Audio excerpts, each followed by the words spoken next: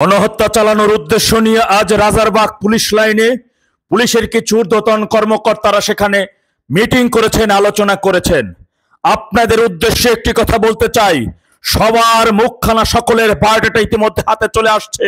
কারা কারা সেখানে মিটিং এ ছিলেন, কোন কোন অফিসারগণ ইতিমধ্যে সিদ্ধান্ত নিয়েছেন গণহত্যা চালাবেন দেশে, তথা আপনাদের উদ্দেশ্য করে একটি কথাই বলতে চাই, আজ পর্যন্ত এই 15 মাসের মধ্যে একজন পুলিশ হত্যাকারীর বিচার আপনারা নিশ্চিত করতে পারছেন? আপনার সহকর্মীকে সেদিন নির্মমভাবে হত্যা করা হয়েছে। আমার চোখের সামনে অসংখ্য পুলিশ সদস্যকে নির্মমভাবে হত্যা করে তাদের গায়ে আগুন ধরিয়ে দেওয়া হয়েছে। সেদিন আমি যাত্রাবাড়িতে আমি নিজে উপস্থিত থেকে আমার চোখের সামনে সেই ঘটনাগুলো ঘটেছে আমি দেখেছি। আমি মাঠে থাকা প্রশাসনের যে সকল এসআই ভাই কনস্টেবল গণেরা রয়েছেন তাদের উদ্দেশ্য করে বলবো, রাস্তায় কিন্তু সেদিন পুড়ে মরছিল এসআইরা এই সকল ঊর্ধ্বতন কর্মকর্তারা কিন্তু একাধিক তারা পালিয়ে গিয়েছিল, সক্ষম হয়েছিল। তথাপি আজকে যে সকল অফিসারগণদেরকে আপনারা স্যালুট দিচ্ছেন, যাদেরকে যে সকল অফিসারগণদের নির্দেশ মোতাবেক আপনি গণহত্যায় শরীক হচ্ছেন এবং ওদের সমস্ত অপকর্মের একজন সদস্য হিসেবে নিজেকে নিবেদিত করছেন, আগামী দিন কিন্তু আপনি পস্তাবেন।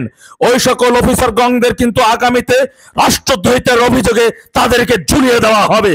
কেননা আজ পর্যন্ত যে মুনাফিকের বাচ্চারা, যে মুনাফিক গুলো আজকে একত্রিত ভাবে রাজারবাগে বসছে, তাদের সকলের বায়োডাটা ইতিমধ্যে আমরা পেয়ে গেছি, সকলের বিপি নাম্বারও আমরা পেয়ে গেছি।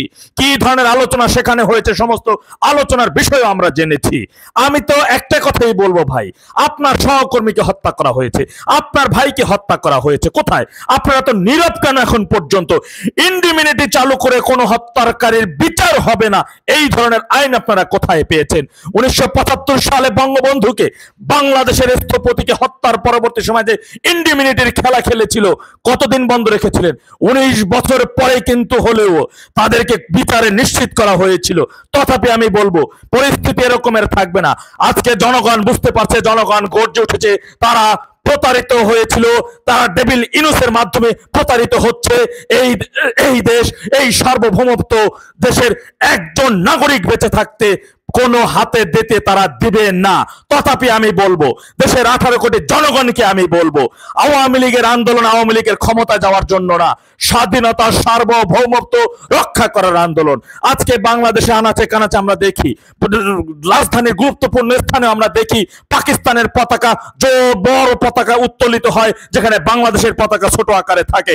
আমরা আজকে দেখি গণমাধ্যমে এসে অনেকে গণমাধ্যমের সামনে এসে বলে প্রয়োজনে হলে আমরা পাকিস্তানে ফিরে যাব। আমরা আজকে কিন্তু এসে দেখি জাতীয় সঙ্গীত নিষিদ্ধ করা হয়েছে, জয় বাংলা স্লোগানকে নিষিদ্ধ করা হয়েছে, আজকে জাহানারা ইমামের বইকে নিষিদ্ধ করা হয়েছে, আজকে মুক্তিযুদ্ধের শীর্ষস্তম্ভগুলো নাই, আজকে কোথাও মুক্তিযুদ্ধের কোনো গান নাই। অথচ এই এই পুলিশের অন্ততপক্ষে বাংলাদেশ সৃষ্টির জন্য পুলিশের অবদান আমরা সব সময় চির গর্বের সাথে আমরা স্মরণ করে থাকি। কিন্তু বর্তমান পুলিশ প্রশাসনের মধ্যে থাকা কিছু কথিত কিছু ঊর্ধ্বতন কর্মকর্তাদের এহেন কর্মকাণ্ড আমাদেরকে খুব গভীরভাবে ভাবায় এবং আমরা উদ্বিগ্ন হয়ে যাই। তথাপি আমি বলবো মাঠ পর্যায়ে পুলিশ সদস্যদের কথা, আপনি যে যাকে চীনের অফিসার মনে করছেন, সে যদি আজকে আওয়ামী লীগ সরকার যদি থাকতো, তার যোগ্যতা, তার মেধা, তার প্রজ্ঞতার অনুসারে আজকের ওই অফিসারের চেয়ারে সে বসতে পারতো কিনা?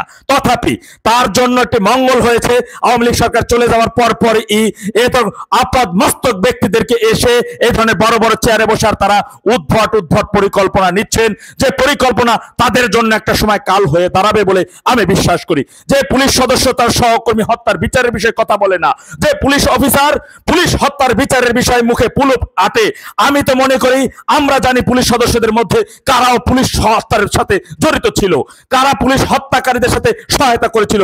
ওই সকল অফিসারগণেরা যারা তার সহকর্মী হত্যার বিচারের কথা বলে না, ওরাই সেদিন এটার সাথে জড়িত ছিল এবং ওরা চায় আগামীতে তো পুলিশ সদস্য মরবে, মাঠে থাকা পুলিশ সদস্য মরবে, এসআই কনস্টেবল করে মরবে, ওরা তো মরবে না। তাই আমি আপনাদের কথা বলবো, 71 মুক্তিযুদ্ধের চেতনাকে ধারণ করুন, বাংলাদেশের স্বাধীনতা সার্বভৌমত্ব রক্ষার জন্য যা যা প্রয়োজনে সেগুলো করুন, গণতন্ত্রকে ফিরিয়ে আনার জন্য বাংলাদেশ থেকে, বাংলাদেশের মানচিত্র থেকে ওই দেশ বিরোধীদের উৎখাত করে আজকে যারা সংগ্রাম করছে, আন্দোলন করছে, তাদের পাশে দাঁড়ান, তাদেরকে সহায়তা করুন। তথাপি সেগুলো যদি আপনারা পণ্ড করার চেষ্টা করেন তাহলে আপনার বিপদ আপনি নিজে ডেকে আনবেন বলে আমরা বিশ্বাস করি, আমরা জানি। তাই আমি বলবো, আমার পুলিশ সদস্য ভাইদের উদ্দেশ্যে বলবো, আমাদের সংগ্রাম, আমাদের আন্দোলন 3200 পুলিশ হত্যাকারীদেরকে খুঁজে খুঁজে বের করে তাদের বিচার নিশ্চিত করার আন্দোলন। আমাদের আন্দোলন বাংলাদেশ থেকে পশ্চিম পাকিস্তানকে উৎখাত করার আন্দোলন। আমাদের সংগ্রাম বাংলাদেশটাকে যারা আজকে জাহান্নামে পরিণত করেছে ওদের বিচার নিশ্চিত করার সংগ্রাম। আমাদের সংগ্রাম স্বাধীনতার সার্বভৌমত্ব অক্ষুণ্ণ রাখার সংগ্রাম। আপনাদের স্ব স্ব জায়গা থেকে আমাদেরকে সহায়তা করুন, সহযোগিতা করুন।